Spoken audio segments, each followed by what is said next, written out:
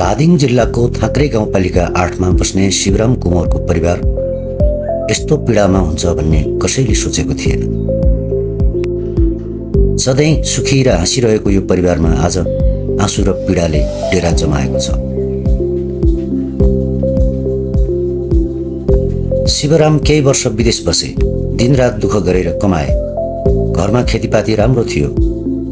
श्रीमती, 2 छोरा र 1 छोरीसहित उनको संसार निकै सुखी थियो।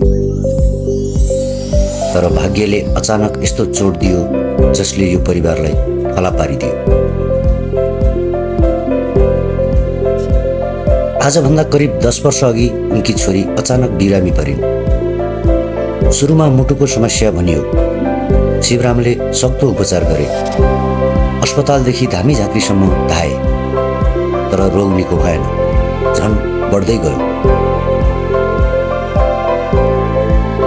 बिस्तारै छोरीको बोली बन्द भयो, हातखुट्टा बटारिन थाले। आज 21 वर्षकी हुँदा पनि उनी बोल्न सक्दिनन्, आफ्नो शरीर चलाउन सक्दिनन्। ओछ्यानमै सीमित जीवन बिताइरहेकी छिन्। यही पीडा कम थिएन, फेरि अर्को विपत्ति आयो। शिवरामकी श्रीमतीको दुवै हिपको हड्डी खियो। अपरेसन गरेर स्टिलको पाता राखियो, तर अहिले उनी अझै हिँड्न सक्दिनन्। व्हिलचेयरको सहारामा बाँचिरहेकी छन्।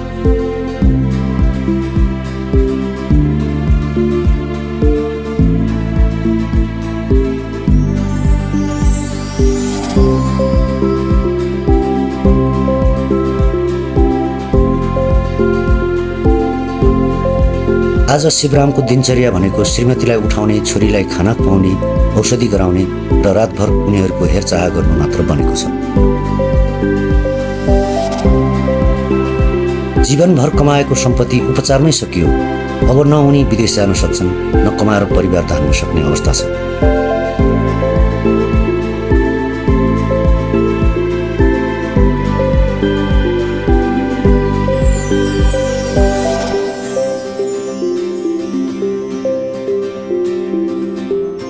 मेरो नाम चाहिँ शिवराम कुँवर हो। म चाहिँ थाक्रे गाउँपालिका वडा नम्बर 7 धादिङ। अब मेरो चाहिँ अब पारिवारिक स्थिति चाहिँ अलिकति चाहिँ अलिक गम्भीरै छ। मेरो श्रीमती को अपरेसन 2टा गर्दाखेरि जम्मै सहयोग जुटाएर चाहिँ गरेको हो र निकायहरूले पनि गर्न नखोजेको चाहिँ होइन। त्यो निकायहरूले चाहिँ गर्नको लागि पनि धेरै पहल र धेरै कोसिस गरेर अपरेसन गर्नको लागि 2टा हिपको अपरेसन गरेर स्टिल हालिएको हो। त्यसमा चाहिँ माथिल्लो निकायबाट भन्नु पर्दाखेरि कुनै पनि सहयोग चाहिँ जुटेको छैन। अब अहिले चाहिँ दीर्घकालीनै चाहिँ औषधि चाहिँ सेवन गर्नुपर्ने हुन्छ। अहिले लगभग अहिले चाहिँ एउटा भत्ता कार्ड चाहिँ बनेको छ उसको। त्यही औषधि खानालाई पनि हल्का अहिले पुग्दैन। महिनाको 3035 कति आउँछ, त्यसले अहिले पुग्दैन। तपाईँको टिस्युदेखिबाट सम्पूर्ण चिजहरू किन्नुपर्ने हुन्छ, सबै कुरो किन्नुपर्ने हुन्छ। त्यसमा चाहिँ राज्यको चाहिँ कुनै पनि चाहिँ यसमा चाहिँ हात परेको छैन अहिलेसम्म। जम्मै छरछिमेक र इष्टमित्रद्वारा नै अपरेसन सफल भयो। अब छोरीको पनि अलिकति दहनीय नै कहानी छ, कहाली लाग्दो। हिँड्दा हिँड्दै चाहिँ अब 81 चाहिँ अहिले अब बोली पनि बन्द छ। न पिसा आयो न पिसाब आयो भन्नु छैन। अब गऱ्यो नि के कारणले गऱ्यो भन्ने कुरो नि अब हामीले बुझ्न सकिरहेको अवस्था छैन। अब हजुरको अब यो हुँदै अब म विदेशमा जाँदाखेरि उसको मुटुमा सानो भल छ भनेको, रौँ जत्रो पाल छ भन्ने कुरो सुनिएको हो। अब हो पनि रहेछ। अब बुवा हुनुहुन्थ्यो, भाइले चाहिँ लगेर चाहिँ उता गङ्गालालमा चेकअप पनि गरियो हजुर छोरीको। अब तपाईँको अहिलेको विषयमा पछिल्लो पिरियडमा चाहिँ मैले पनि लगेर जचाउनु खोज्दाखेरिमा कुनै रोगहरू पनि देखेन। त्यो मुटुको कारणले गर्दा हो कि यस्तो भएको भन्ने कुरो चाहिँ गर्दाखेरिमा चाहिँ त्यसमा चाहिँ सेतो सेतो दाग पुरै टालिसकेको छ। मुटुमा पल छैन भन्ने जस्तो कुरो गर्नुभयो डाक्टरले। त्यसमा पनि अब हजुरको कुनै पनि कहीँ गएर कुनै छुटहरू आउँ भन्ने कुरो भएन। अब छोरी अहिले पुरै हात खुट्टाहरू सक्ला छन्। अब कोही हातहरू यस्तो छ पुरै त्यो अम्लाहरू त्यो भित्र छिरेको छ, उसको पनि कार्ड बनिएको छ। अब जे होस्, अब त्योभन्दा पनि अब खाना र लाउन मात्रै भन्दा पनि अब हामी अब छन त 5 परिवार छौँ।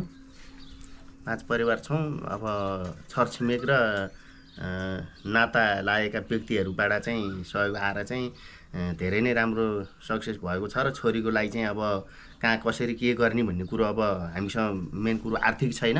त्यही आर्थिक तनावले गर्दाखेरि पनि अलिकति चाहिँ राम्रो नभएको हो कि जस्तो लाग्छ मलाई। श्रीमतीको लागि चाहिँ अब थेरापी गर्नुपर्छ भन्नुभएको छ। थेरापी अब यो ठाउँमा लैजा र ऊ ठाउँमा लैजा भन्नुहुन्छ आएर। अब कहाँ लैजाने, कसले भन्छन् गरेर लैजाने, त्यो कुरोमा चाहिँ माथिल्लो निकायले कुनै पनि चासो नदेखाएको चाहिँ म स्पष्ट पार्न चाहन्छु। दुई छोरा विवाह गरेर आआफ्नो जीवनमा व्यस्त छन्, तर बुबा भने दुई बिरामीको सहारामा एक्लै सङ्घर्ष गरिरहेका छन्।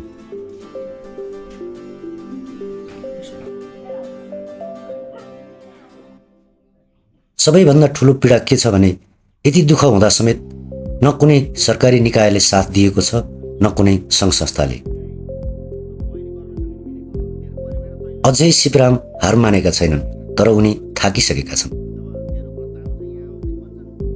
त्यसैले उहाँले सम्पूर्ण नेपाली दाजुभाइ तथा दिदीबहिनीहरूसँग सानो सहयोगको अपेक्षा गर्नुभएको छ। तपाईँको सानो सहयोगले यी बाबुको काँध हलुका हुन सक्छ। यी आमा र छोरीको उपचारमा थोरै भए पनि राहत मिल्न सक्छ। मानवता अझै बाँचेको छ भन्ने आशामा शिवराम कुँवरको परिवार तपाईँहरूको सहयोगको प्रतीक्षामा छ। जो व्यक्ति हजुरहरूले सबै मित्रहरूले जुन मनमा चाहिँ अलिकति भाव चाहिँ जागेर चाहिँ आउने मित्रहरूले चाहिँ हजुरले चाहिँ अब मैले व्यक्तिगत खर्चको लागि मलाई पर्दैन, मेरो परिवारलाई चाहिँ सहयोग गर्न चाहनुहुन्छ चाहने अब मनको भावी एकदम राख्नुहुने व्यक्तिहरूले चाहिँ मलाई चाहिँ सम्पर्क राख्न सक्नुहुन्छ।